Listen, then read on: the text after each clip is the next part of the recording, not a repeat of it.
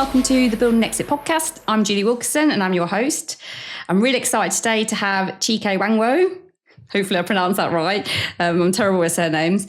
So Chike, I've known him for quite a long time. Just a bit of background about why I've invited him on the podcast. So he's a CEO of the BESDA Group, has completed 4 acquisitions, and has a group size of about 4 million. So going to bring a lot of knowledge in today about what goes well, what can go wrong, and ultimately the things he's found in his acquisition journey to help all these people buying groups and integrating groups, because you've done a few now. So yes, first of all, Chike, I want to hand over to you and say thank you for coming on, and what made you want to come on the podcast and a bit about yourself.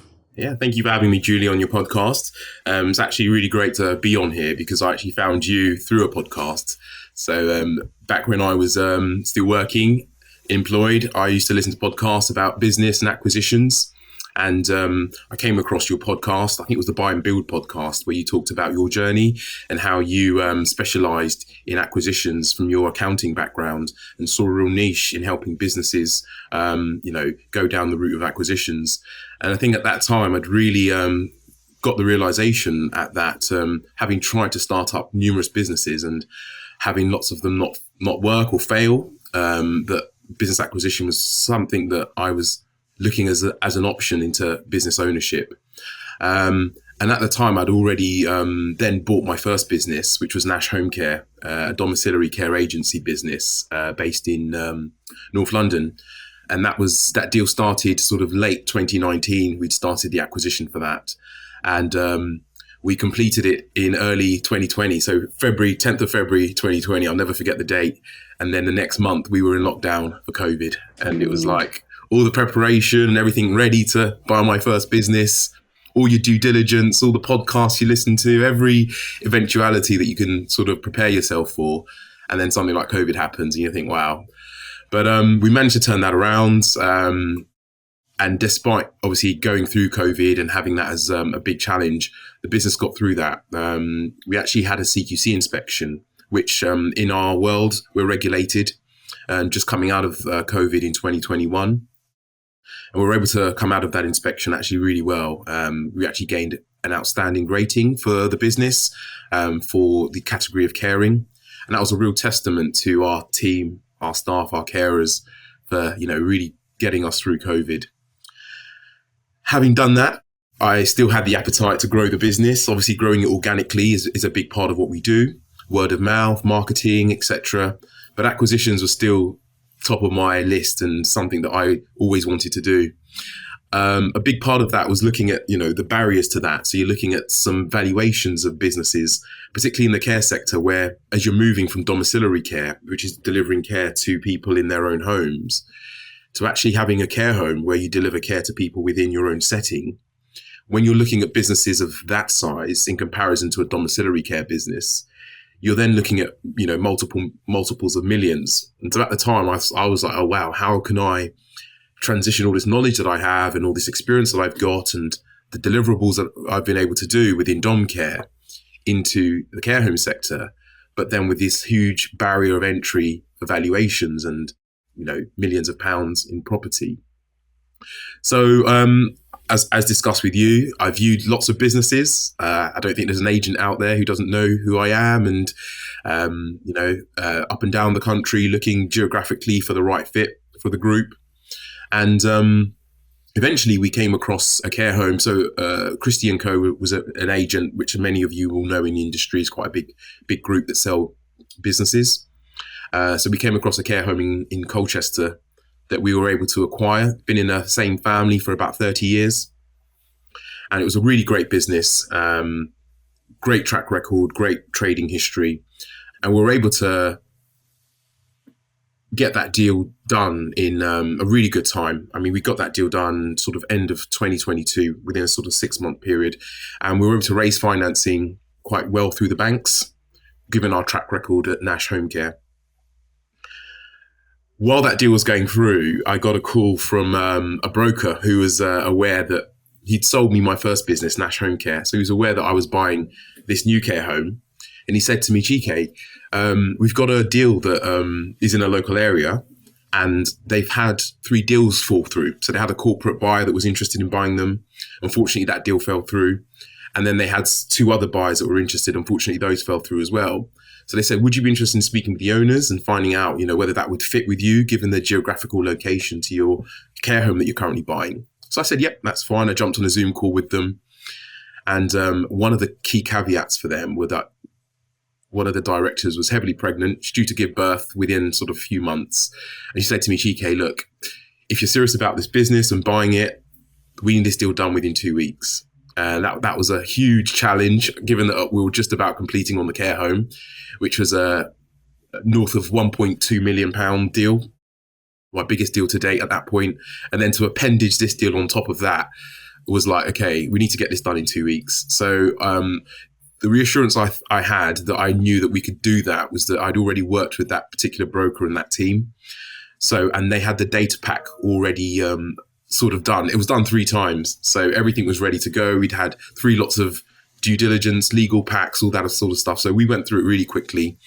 And so we simultaneously completed that care agency and the care home at the same time in 2022. So one completed in October, the other one just a couple of weeks after.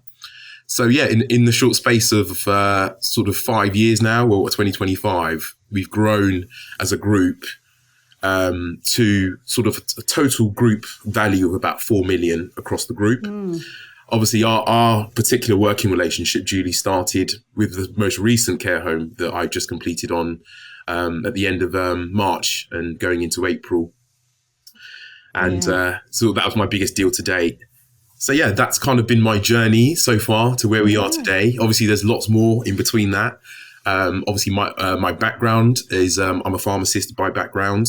I qualified sort of 2010 and went straight into working for Boots, joined the sort of corporate ladder, working in that world. And then I had various pivots in my career coming up to going into business. And I think that really helped me actually, because it allowed me to be able to gain lots of experience in various different sectors, but also not be scared of change and not be afraid of being able to pivot, which is really important in business. And when you take on something like buying a business, which is a big unknown, so that's been really helpful, and it's been really good for me in supporting me and the teams that I inherit in my businesses.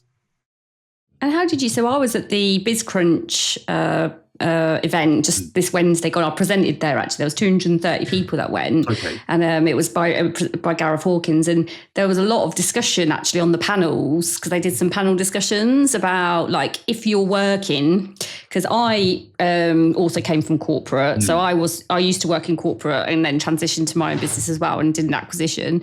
But anyway, there was a lot of discussion there. So there's a lot of people that had done acquisitions. There was discussions around like if you are working and transitioning from sort of corporate to acquisition entrepreneur, as you might call it, when's the right time to leave your job and go and do the acquisition? So, I mean, we've all got our own story, but I mean, what do you think? What did you do? Were you working when you were acquiring, or? So I think you've got my sort of analogy for it is when you kind of do the monkey bars, right? It's very important that you don't just jump from one to the other with both hands.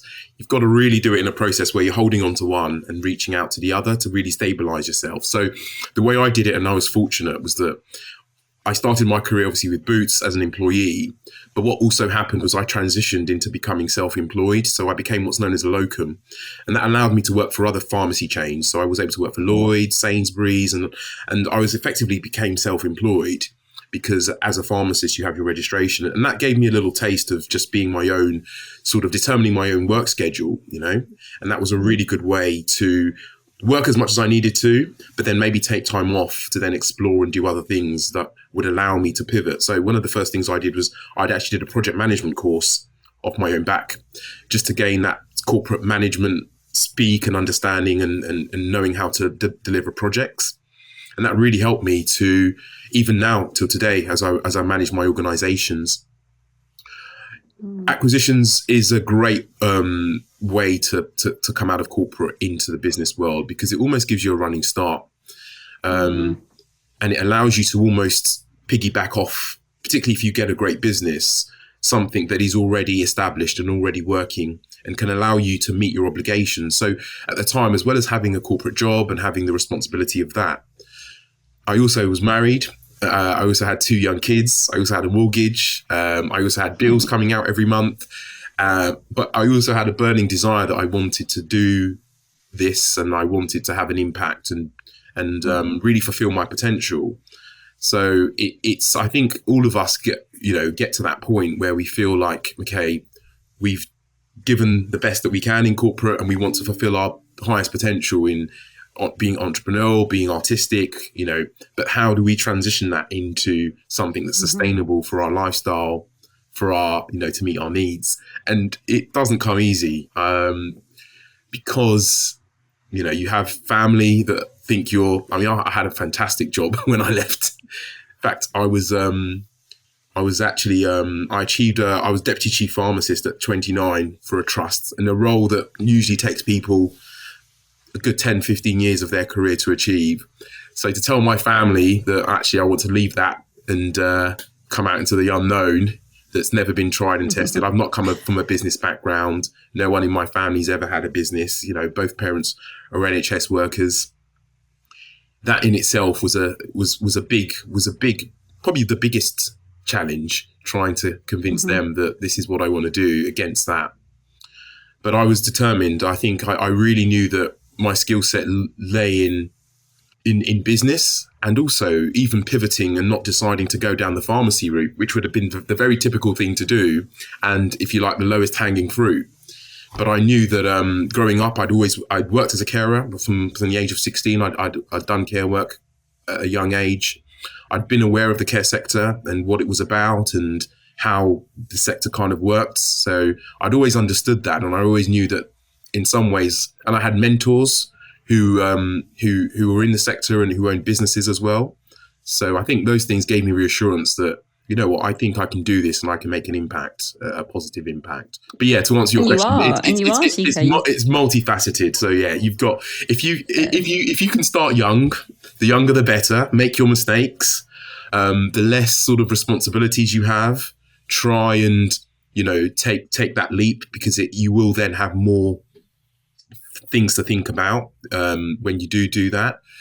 And also, maybe don't rush it too much. Try and every business and everything that you're doing at the moment will have some sort of benefit to your eventual position when you become a business owner, or when you achieve that dream or that acquisition or that. Because I always say, and I don't know if I've said this to you, but one of the biggest factors in terms of getting a deal done and ensuring that it gets through is building a rapport with the business owners. And to build a rapport with a business owner really draws on all your skills and all your knowledge and all your life experiences and a lot of things that really come to the fore that will help you get that deal done. So I don't discount anything or any stage that you're at. Make sure you maximize that potential and you seek the benefits in that, because you'll be surprised what will come up. And it will be that one thing that you thought had no relevance that could make or break you getting a deal done, you supporting your team, etc. So whilst it seems you want to run, also enjoy the journey. Yeah, and it resonates so much with me, Chike, because we're basically similar backgrounds. I mean, different industries, and a bit like how you acquired in that, that 2020. Me, I hadn't acquired then, but I had left my corporate job and basically gone solo in the Jan 20. So I was basically at a similar place, different scenario, but similar situation, probably similar ages and stuff like that as well. So really interesting. And what do you think in terms of, so obviously you've gone through multiple acquisitions and obviously the confidence has gone up because, you've done bigger acquisitions, you've gone along. If you look back in hindsight, I mean, do you think it's needed to do small acquisitions in the beginning? Because the reason I ask it is, although it's interesting when we talk about corporate to acquisition entrepreneur, what's interesting is I think a lot of business owners that have ran businesses for lots of years, because I speak to obviously and work with a lot of 7 and 8 figure owners, and they've maybe had businesses 5+ years and they're the CEO and maybe still quite owner operated. I think they have some of them are now thinking, I want to do acquisitions to grow. So it's not always a shift from corporate to that. Sometimes the CEO of a business, although they're not in corporate because they are their own boss, because they've built themselves a job. I suppose they've got used to that lifestyle, and the mindset, I think, is similar to that sort of corporate to acquisition, because they're fearful because a shift in acquiring could completely disrupt the business you've got. So you might have got used to an income, a certain level of sales, and that might disrupt time and money. So anyway, with people looking to acquire either via corporate, I suppose, or via business owners that want to scale up acquisition, do you think from your experience, going for lower level deals is less risk, or do you think that's just something people think because it feels less scary because they're smaller deals? Yeah, I think, definitely. I think people think that it's less scary because it's a smaller deal, but effectively sometimes in those scenarios you are buying yourself a job. And so you're effectively going from one job into another where you are, responsible for everything. There is a plus and there is a minus to it. So I think the plus to it is that sometimes you learn certain things that you make a risk at a smaller level, which in a way is better because then it almost allows you to fail and fail fast in a way that doesn't necessarily have a huge financial impact on you. I've seen people go in at a bigger level and it has fallen apart really quickly because they've not really considered everything that it entails to run a business like that, or even done an acquisition where the previous owners were running for the hills, but because they're quite fresh to it, they didn't necessarily see the warning lights. And as soon as they've taken over, that's been, quite disastrous. So I always say there isn't a quick way to it. You've got to take the stairs with business sometimes. You've got to, be on the coal face. There's nothing wrong with that. It allows you to really understand the flows of the business. But ultimately, I think what really pushed me from corporate into business ownership was about buying back my time and being able to have that time to spend with my family, with my wife, with my kids, because that was really important. I have a young family, and it was really important for me to be a part of that. So I think my strategy has always been to have a business that I work on and not work in. And I think if you start with that in mind, you're already always getting into the business thinking about how and who to promote into roles that frees you up and allows you that time to then be strategic about acquisitions and growth and doing the bigger sky thinking, if you like.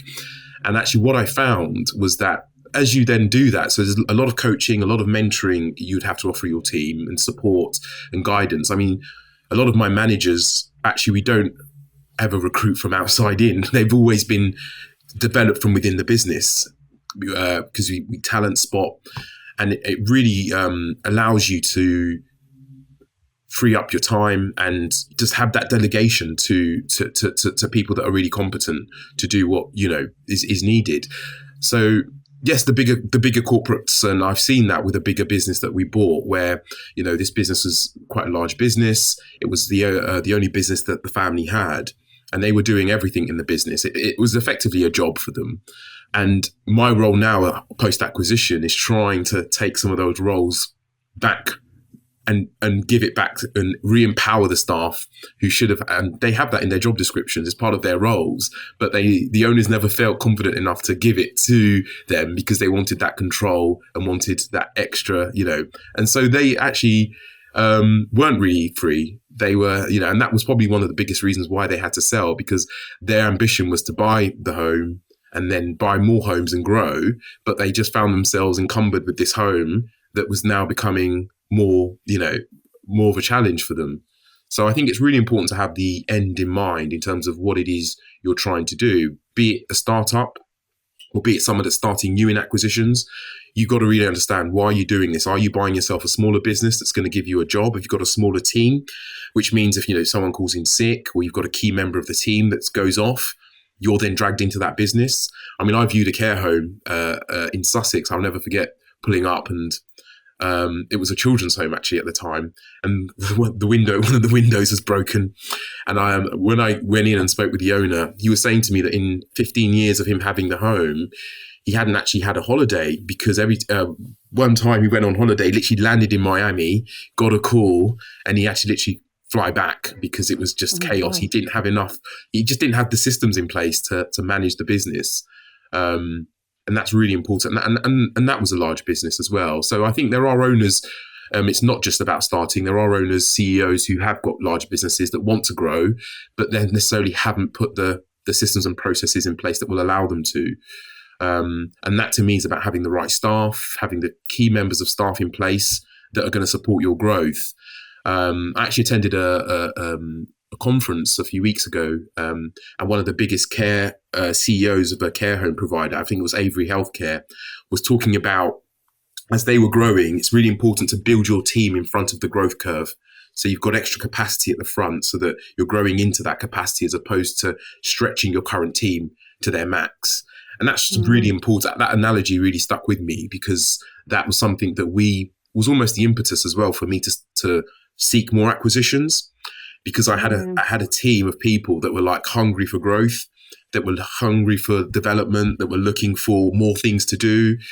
And so it almost felt like a disservice to not say, okay, guys, look, this is the next project, or this is the next acquisition, or this is the next step, And I think that also helps with career development. It helps with retention. It helps with a bigger vision for your team to see that you're actually going somewhere.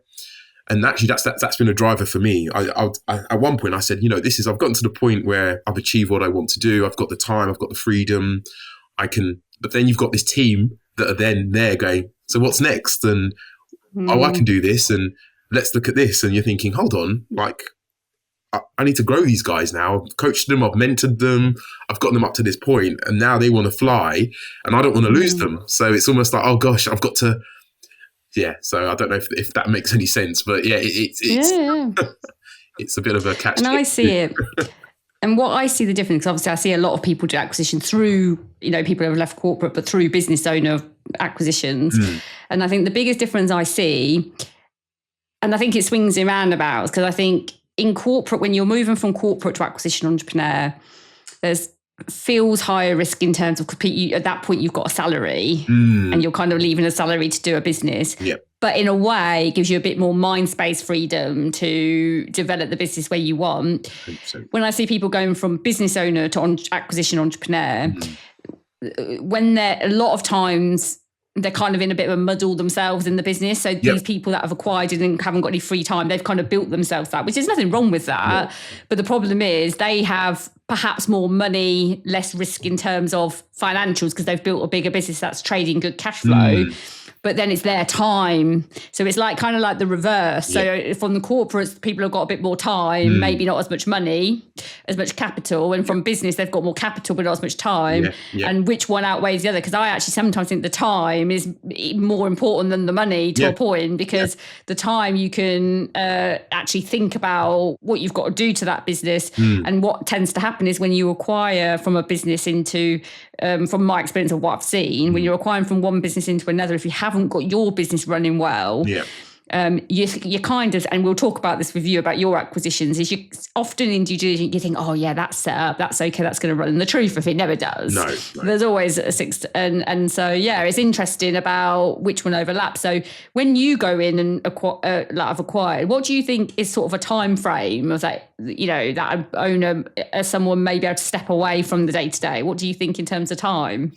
Yes, that's a good question. And I think it really depends on how you bought the business. I had this come up just last night, actually, and I was saying to them that when I was comparing some of the businesses I bought and the differences and where it's been seamless in terms of the takeover and the acquisition and everything else, and those that you go in and you feel like you've been firefighting to get it to a good place, was how the acquisition was done. So whether the senior management team or even the senior manager who is running the business day to day has been involved or is aware of the acquisition happening.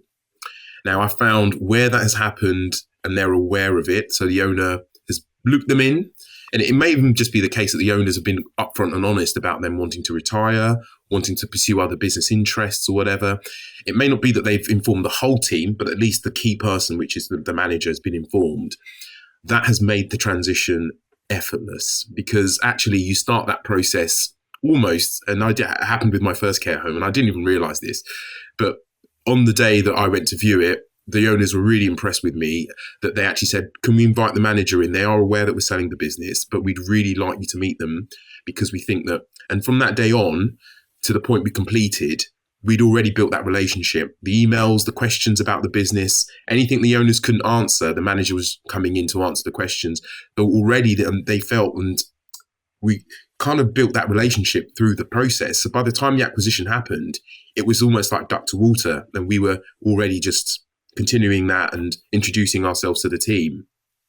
And on the flip side of that is I've had where the owners haven't told the manager or the key leadership team that they're selling, which obviously can happen. It's a commercial decision, right? But you then take over and it's obviously just me. I haven't got a big team. I haven't got an acquisition. I haven't got partners or anything. So it's just me coming in on day one. And it just hits everyone like a ton of bricks because it's like they've had this great relationship. It's come from nowhere. Obviously, they've never been aware. So you've got this whole, I guess, fallout to deal with. And it's almost like a grieving process sometimes because I've seen the different stages. There's anger, there's frustration, but we've worked so well. And I remember them having someone viewing the other day, and I asked them a question, and they said no, and so they're going and they have to process all this stuff, and you're literally just helping them to go through that, but then also showing them that actually this change isn't that bad. The vision for the business and where we're going is actually this. And it's that battle between that reassurance, showing them the vision going forward, and then them coming around to realize, actually, this isn't that bad. And I've had a couple of managers in that scenario come to me and say, oh my God, that we actually really enjoy and are happy that you have taken over this business, and we like the trajectory and the way that we're going. So that takes experience, and if you get that bit wrong, that bit can really take the business like that. That's where people resign. That's where it can be. Yeah, that can. So you've got to really play a dual role in that scenario, as reassuring and being understanding, and as well as showing the new vision. And so thankfully, I've been able to retain a lot of my senior management teams from the homes and businesses that I've acquired, and developed and grown some from within. So that stability has been really good. So yeah, I hope that gives a bit of context. Yeah, and so I suppose to sum up your sort of journey, what's one thing you think we always sort of try and do a good and a positive and something maybe that's not gone so well. So it'd be interesting to hear what do you think's gone well in the journey, and what do you think could have been improved maybe in terms of what you've done? Yeah, I mean, like I said, I haven't come from a family that's had businesses before. All my parents are both NHS workers, nurses. I was a pharmacist myself. So it was literally finding my way to how all this works, And I'd say that I think when I bought my businesses and I eventually sat down with my first accountant, I think I made every mistake possible. You used to say you fell down from the tree and hit every branch coming down. You just think, I should have done this, I should have done that, or and that's why I say sometimes it's good to start early, because you make those mistakes and start small, because then you think, okay, that is not necessarily a bad thing to have done at maybe a 200, a £250,000 deal.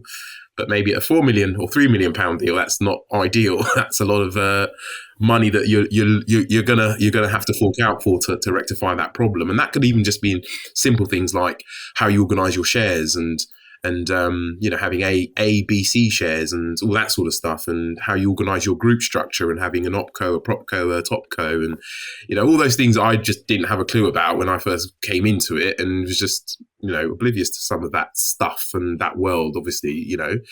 So those things are, you're spinning so many plates in business, aren't you? And like I said to you, when I bought this current business, the previous owners, like I say, were doing lots of things. And so on the first day, it was almost like, we've just lost the domestic staff. We need to recruit a new domestic. And I was like, okay, fantastic. Off you go, recruit your domestic. They're like, nope, you've got to do it. The previous owners did it. And so it was almost like, and I said to you, they've run out of batteries, or, little things. We've run out of this or run out of that. And it was all these little bits that you just thought, okay, we need to re-empower the team. So, yeah, the bad stuff is obviously learning from what you don't know and learning it the hard way, and then knowing it because you've learnt the hard and you've kissed the frogs. So yeah, I've earned my stripes. And the good stuff is seeing the impact that we're having, both for our residents, both for our staff, and actually for the wider group. I think I've always naturally been a people person, to be honest. I think the first realization of that was when I worked in a pharmacy, and I had a group of I'd say service users that said, we only ever come here when you're on duty, because we really like the way you treat us and the way you give us your services. So I've really taken that on board, and I think I've taken that into my businesses, and continue to hope we grow and thrive. No, I think you're doing really well, Chike. I think you should be really proud of yourself, especially to acquire two at the same time. I mean, that's a hard graft, isn't it? That was very interesting. Yeah, I didn't expect it to happen, but yeah, that was. And just to be clear, you are still married with children, aren't you? Because I am very much so married. It was hilarious earlier on because you kind of went, I was. So just to be clear, the acquisition did not destroy the marriage, did it? No. The acquisition has not destroyed the marriage. We actually celebrated our 14-year wedding anniversary on the 18th of June. That was 2 days ago. So I'm 10 years this year. 10 years in December. That's a great one. Yeah. So no, it doesn't. And you learn my wife and I, we're growing through it together. It's a journey for both of us, and it's part and parcel of our story, isn't it? In terms of all of that. And the kids, they love it. My daughter was the Easter bunny for one of our new care homes that we bought.